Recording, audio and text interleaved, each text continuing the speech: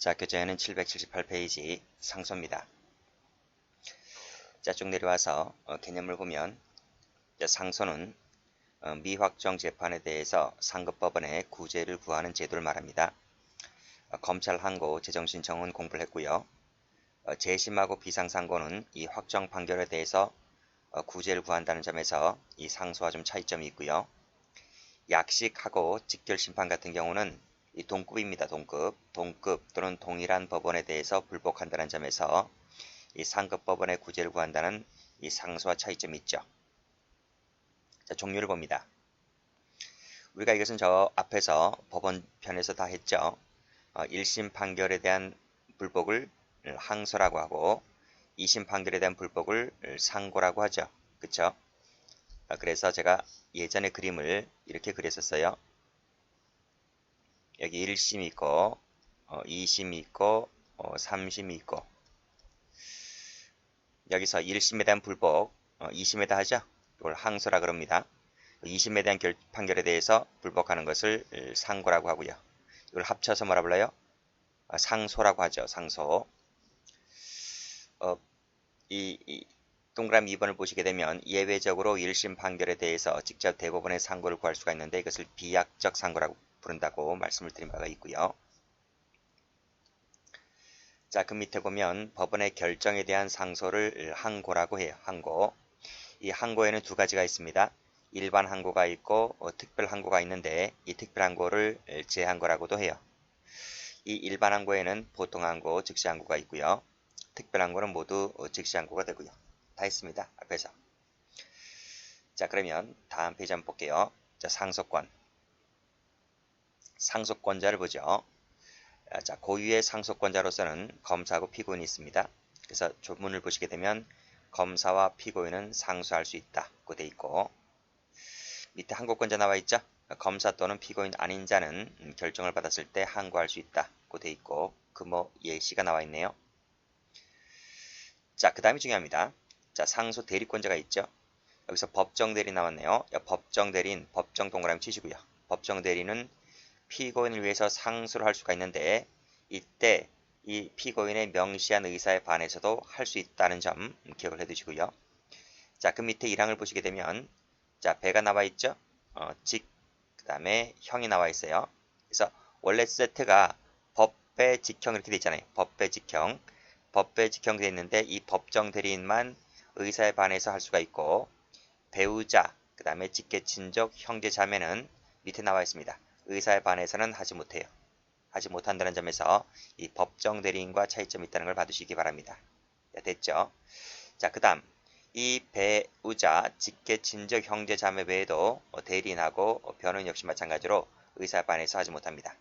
의사에 반해서 할 수 있는 사람은 법정 대리인밖에 없다. 이렇게 기억을 해두시고요. 자, 대리권 성질 나왔죠? 말 그대로 대리권이기 때문에 피고인의 상소권이 소멸하면 이들의 상소권도 소멸한다. 그랬습니다. 자, 판례 봅니다. 자, 세 번째 줄 나와 있죠. 변호인은 피고인의 상소권이 소멸된 후에는 상소를 제기할 수가 없다. 그쵸? 없다. 자, 됐네요. 포기한 자는 또다시 상소를 할 수 없다는 것은 뒤에 나올 겁니다. 다음 페이지 보죠. 자, 상소권의 발생 나와 있죠. 자, 재판의 선고나 고지에 의해서 발생을 한다. 되어 있고, 자, 숨을 봅니다. 자, 상소 제기간이 경과하면 상소권은 소멸됩니다.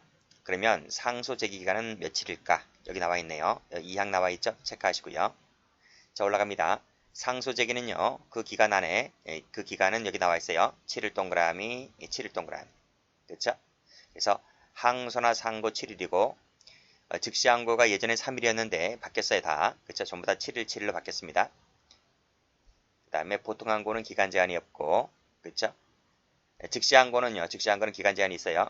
기간 제한이 있는데 보통 항고는 기간 제한이 없다. 이익이 있다고 한다면 언제든지 제기 가능하다. 됐죠? 올라가 보시면 상소 제기는 서면주의입니다. 서면주의. 기간 안에 7일 내에 서면으로 하면 됩니다. 서면으로. 자, 상소 제기간은 재판을 고지한 날부터 진행합니다. 그 관련된 판례가 밑에 나올 거예요. 밑에 보시게 되면 여기 상소 제기기간은 선고, 고의한 날로부터 진행을 한다. 형사소송에 있어서 등본이 당사자에게 송달되었는지 관계없이 공판장에서 판결이 선고되는 날로부터 기산된다는 거죠. 불출석했다 하더라도 마찬가지입니다. 불출석했다 하더라도 마찬가지란 말은 불출석했다 하더라도 선고된 날로부터 기산됩니다. 아시겠죠? 그 다음 자, 상속권은요. 포기 취하에 의해서 소멸되는데 한 번 포기했잖아요. 한 번 포기하거나 취하를 하게 되면 다시 상소가 안 돼요. 안 된다. 상속권이 소멸되는 것이기 때문에 안 된다. 자, 회복을 봅니다. 회복이라고 하는 것은 기간이 경과를 했을 때 나타나는 문제예요. 기간이 경과했을 때 나타나는 문제이기 때문에 기간이 경과하기 전이라고 한다면 회복이란 말은 발생할 수 없겠죠? 그렇죠? 그래서 밑에 동그라미 1번을 보시게 되면 기간이 경과했을 때 회복 청구를 할 수 있는 것이다. 따라서 아직 기간이 경과하기 전이거나 전자세무치시고 그렇죠? 또는 적법하게 상속권을 포기했다고 한다면 회복이 부인된다 이런 말이 아시겠죠? 그래서 경과한 후에만 일단 소멸한 상속권을 회복시키는 제도를 회복이라고 해요. 이 조문 잘 받으셔야 돼요. 자, 상소할 수 있는 자가 자기 또는 대리인의 책임질 수 없는 사유입니다. 책임질 수 없는 사유로 인해서 상소 제기 기간 내에 즉 7일 내에 상소를 하지 못했을 때에는 회복 청구를 할 수가 있다 이런 말이에요. 그러니까 책임질 수 없는 사유라고 하는 것은 고의나 과실이 없을 때, 그쵸? 고의나 과실이 없을 때 그 기간 내에 상소를 하지 못했을 때 회복 청구를 할 수가 있다. 아시겠죠?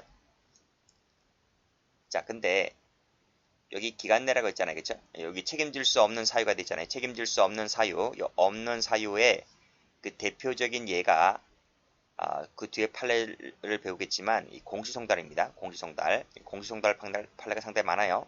이 공시송달 사유 같은 경우에 피고인이 알지 못하는 경우가 태반입니다. 그래서 이 공시송달이 발생했을 때 보통 회복 청구를 많이 합니다. 아시겠죠? 자, 판례 볼까요? 자, 다음 페이지 가보시게 되면 자, 요 상속권 포기 나와 있죠? 포기. 이 포기 같은 경우는 포기를 이렇게 해버렸기 때문에 회복이 안 된다. 회복이 안 된다. 이런 얘기고요. 자, 그 밑에도 상속권을 포기한 후죠. 포기한 후 포기를 했고요. 또 기간이 경과하기 전입니다. 전은 이 경우에는 역시 회복 청구가 안 돼요. 그래서 밑에 회복 청구가 안 된다. 끊고요. 포기를 했는데 그 기간이 경과를 했죠. 경과를 했다. 기간이 경과를 했다. 고 했는데 이 포기한 후 기간이 경과된 것이 포기 효력을 다투면서 자기 또는 대리인의 책임질 수 없는 사유로 인해서 발생했다고 해서 뭐 등등을 하였다고 주장을 한다면 그때는 상소를 제기함과 동시에 회복 청구가 가능해요. 그래서 기간 경과 전이냐 후냐 잘 받으시고요. 그 다음 밑에도 마찬가지죠. 기간 경과하기 전이라겠죠. 전자세모 치시고요. 라고 했을 때는 밑에 회복 청구가 안 된다. 자, 됐네요. 자, 다시 한번 조문 가볼까요? 조문을 가보시게 되면 여기 이 자기 또는 대리인의 책임질 수 없는 사유라고 했잖아요. 이 대리인 속에는요. 이 대리인의 경우에는 그 다음 페이지에 나와 있지만 교도소장이 포함되지 않습니다. 교도소장은 여기 대리자에 포함되지 않는다. 아시겠죠? 그 얘기가 여기 나와 있어요. 여기 나와 있고 요 관련된 판례는 뒤에 나올 겁니다. 아시겠죠? 여기는 포함되지 않는다. 뒤에 나올 겁니다. 그리고 책임질 수 없는 사유라고 할 때 책임이라고 하는 것은 고의 과실을 말한다고 말씀드렸고요. 자, 판례 봅니다. 자, 빨간색부터 들으시고요. 공시송달 동그라미. 그 밑에도 2번도 공시송달 동그라미. 그쵸? 읽어보겠습니다. 자, 공시송달 등의 사유로 피고인이 불출석한 가운데 판결이 선고됐습니다. 그런데 피고인이 공시소장 부분을 송달받지 못한 관계로 인해서 자기에게 공소가 제기된 사실을 물론이거니와 판결 선고됐던 사실을 알지 못했단 말이죠.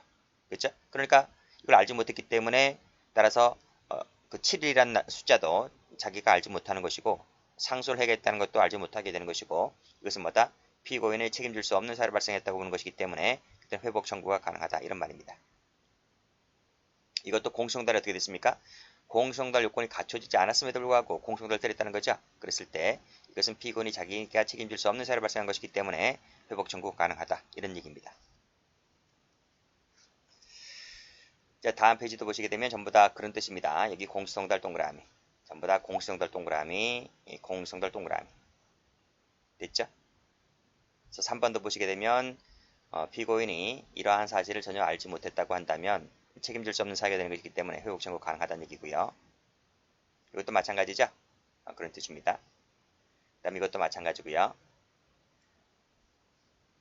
그 다음에 여기 보시면 6번에 보시면 교도소장이 포함되지 않는다 그랬죠? 대리자에 포함되지 않는다. 따라서 이 교도소장이, 그쵸?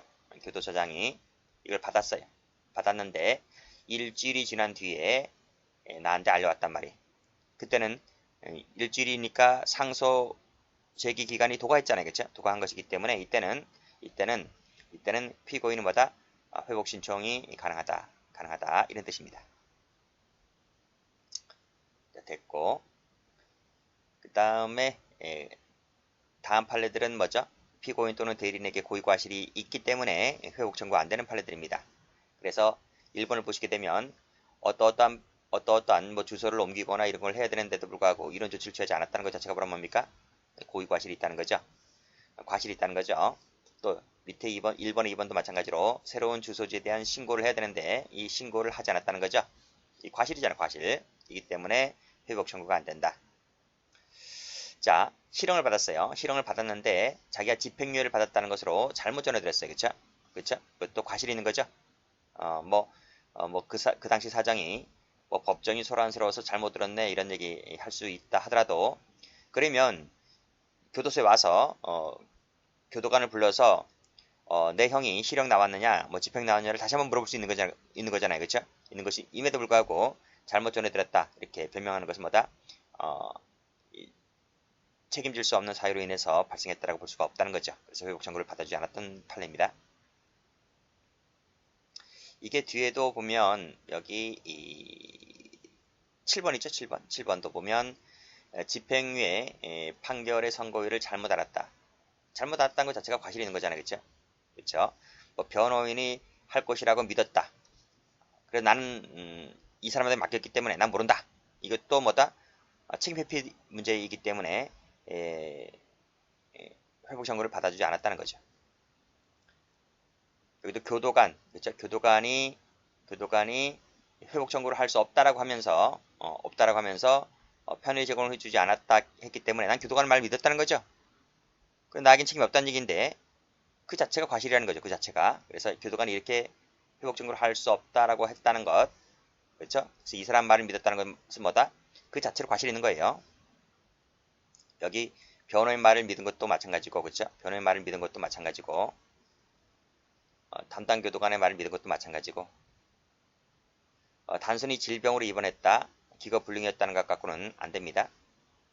또 재항고인이 상피고인의 기망에 의해서 도가된 뒤에 비로소 알게 되었다는 것 자체도 받아주지 않았습니다. 사무소에 나가지 않았기 때문에 몰랐다. 이것도 받아주지 않았어요. 그 다음에 불구속 피고인이 다른 사건 때문에 구속되었다는 거죠. 그렇죠? 다른 사건 때문에 이것도 받아주지 않았어요. 결국 대부분이 다 뭡니까? 대부분이 전부 다 앞에 있어 보았듯이 전부 다 공소동달입니다. 공소동달 판례이고 딱 하나가 있는데 그게 바로 교도소장이 받았음에도 불구하고 일주일 뒤에 전달해 준 거 요거 인정해 줬다는 거죠. 그렇게 좀 받아주면 될 것 같아요.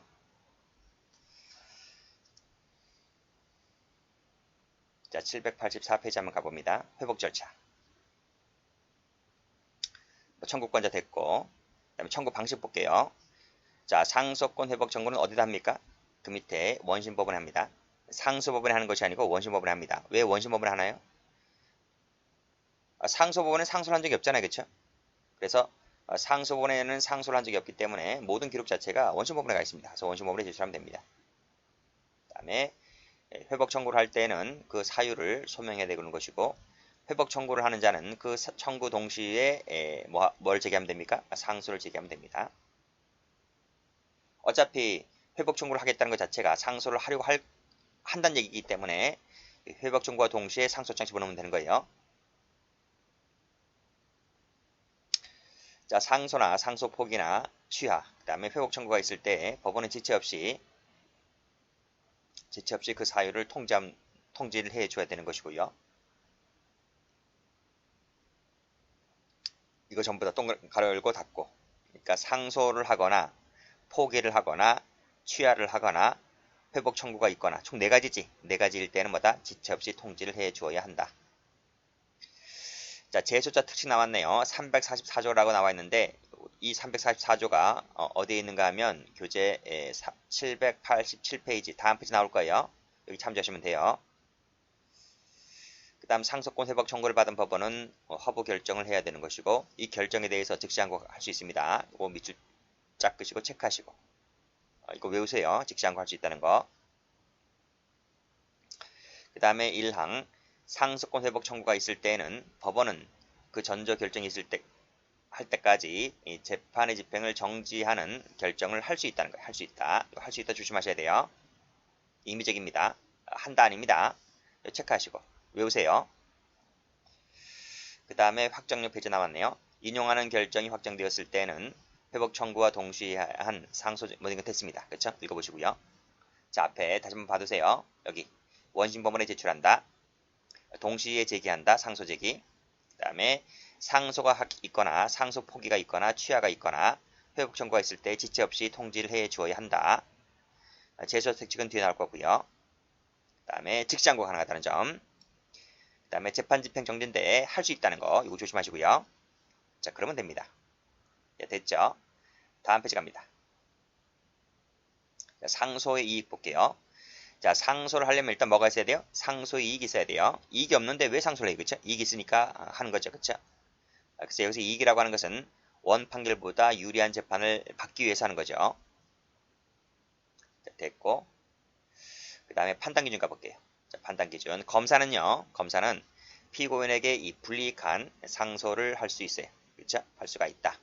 그래서 무죄의 판결이 나오거나 뭐 유죄 판결이 나왔다 하더라도 불만이 있을 때, 그렇죠? 중죄라든지 중형을 구할 때, 그러니까 자기가 생각한 것보다 형이 약하게 나왔습니다. 그렇죠? 그렇다고 한다면 중죄를 구하는 상소가 얼마든지 가능하죠. 또 한편으로는요, 검사는 공익의 대표자이기 때문에 피고인의 이익을 위한 상소도 가능해요. 그래서 검사는 불이익을 위한 상소, 이익을 위한 상소 모두 다 가능하다. 아시겠죠? 판례도 그런 취지가 되죠? 밑에 불이익한 상소뿐만 아니라 빨간색으로 이익 동그라미 이것도 가능하다. 됐습니다. 자, 한편 피고인은 좀 다르죠? 피고인은 자기에게 불이익한 상소는 안 돼요. 오로지 뭐다? 이익되는 상소만을 할 수가 있다. 이런 말입니다. 자, 판례 나왔습니다. 자, 원심이 피고인에게 누범에 해당하는 전과가 있음에도 불구하고 일을 하지 않았어요. 일을 하지 않은 것은 뭐다? 위법한 거죠. 그쵸? 지금 피고인이 땡 잡은 건데, 그쵸? 피고인은 근데 위와 같은 위법을 주장하는 것은 자기에게 불이익한 것을 주장하는 것이기 때문에 이것은 적법한 상고이고 한다는 거예요. 그쵸? 상소이익이 없음에도 불구하고 이걸 했다는 것 자체가 적법한 상고가 아니다. 아시겠죠? 한번 나온 적이 있습니다. 자, 좀 더 자세히 살펴보도록 하겠습니다. 먼저 유죄 판결, 그렇죠? 유죄 판결 같은 경우에 형 선고가 나왔습니다. 유죄 판결이 나왔습니다. 유죄 판결이 선고가 됐을 때는 피고인은 뭐다? 무죄를 주장한다든지 병한형을 주장한다든지 했을 때 당연히 상소이익이 인정됩니다. 또 유죄 판결 중에서 여기 형면제 있죠? 면제. 형면제. 그 다음에 선고유예. 이 두 가지 모두 다 유죄 판결 일종입니다. 이기 때문에 피고인 역시 마찬가지로 무죄를 구하는 상소가 가능합니다. 아시겠죠? 그러니까 유죄 판결이 선고되었다든지 유죄 판결의 일종이라고 하는 형면제나 선고유예가 나왔다든지 했을 때는 피고인은 전부 다 상소가 가능하다. 자, 됐죠? 이것도 가능해요. 제3자 소유물의 몰수를 구하는 재판에 대한 상소 가능해요. 그 이유는 여기 읽어보시고요. 읽어보시고 뭐 출제가 안 되지만 읽어보시면 돼요. 자, 안 되는 거 보여드릴게요. 저 이거 안 돼요. 무죄 판결 안 돼요. 무죄 판결 안 돼요. 그 다음에 밑에 보시면 공소 형식 재판 안 돼요. 안 돼요. 자, 보여드릴까요? 자, 무죄 판결. 자, 무죄 판결은 피고인에게 가장 유리한 재판이기 때문에 상소이익이 없다. 그래서 무죄 판결에 대해서 유죄 판결 내려주세요.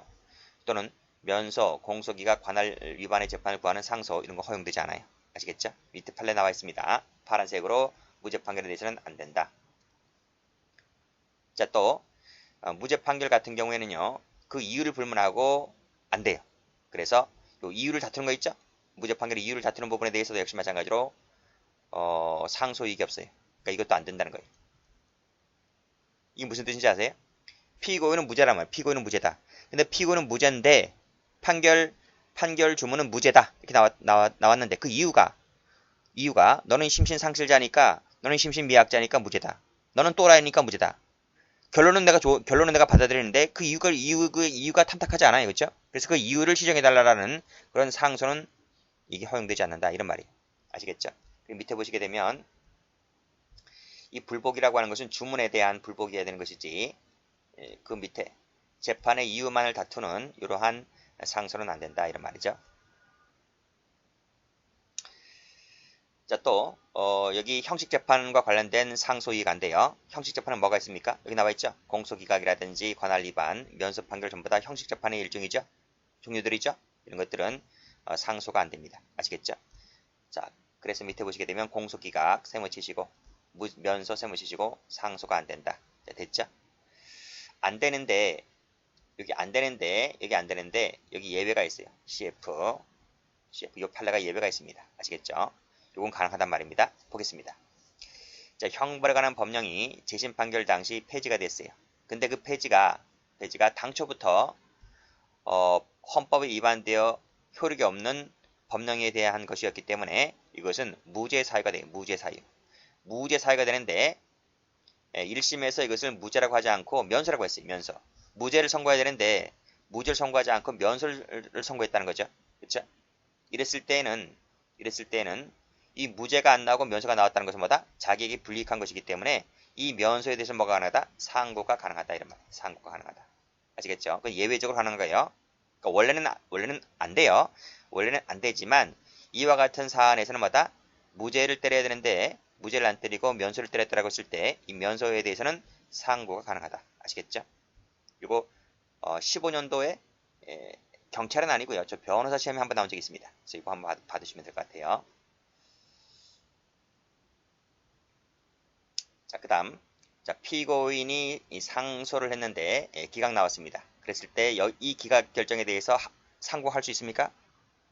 가능하죠. 가능하다.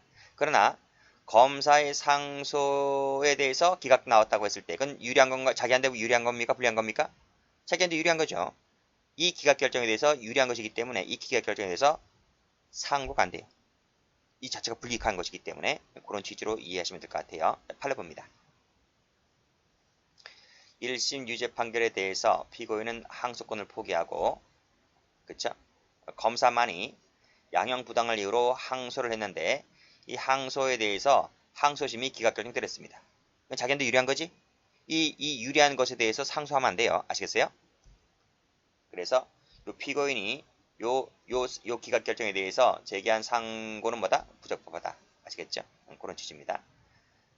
여기까지 합니다.